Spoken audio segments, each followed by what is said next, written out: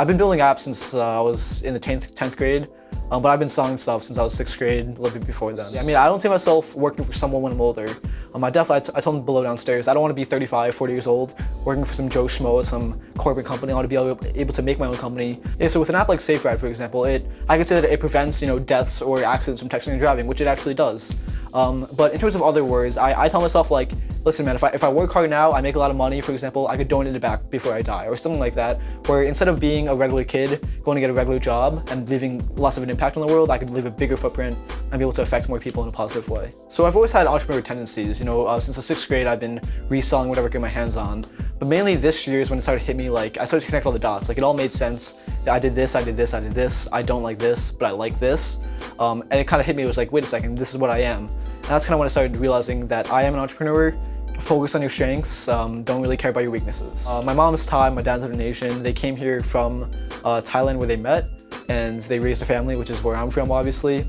So they were kind of more pro-school, and they were about, go get a job right out of school, go become a good GPA, go to a good college, stuff like that. And then I wasn't really big fond of the education system. Yeah, there was most definitely friction, but then also my grades weren't that good, and there was a point where parents were like, okay, his grades are bad, we'll let him do him. And then that's now they're a lot more proud of me though, for being able to do things like this and make apps. My biggest strength is that, like, I won't stop, I'm a very persistent person.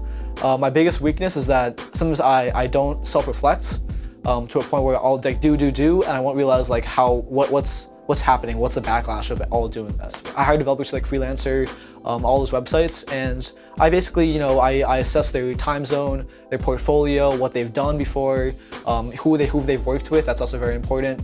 What's the hours they worked, stuff like that, and what's their experience and how friendly are they? Because it could be the best developer in the world, right? But if he doesn't communicate with me efficiently, then it's not really worth it to become part of a job with him. So in general, I'd say, do what you love. If you like making money, then go be an entrepreneur. Or if you like helping people, go be an entrepreneur. But if you like doing art, then go pursue your degree in art or something like that. Do what makes you happy.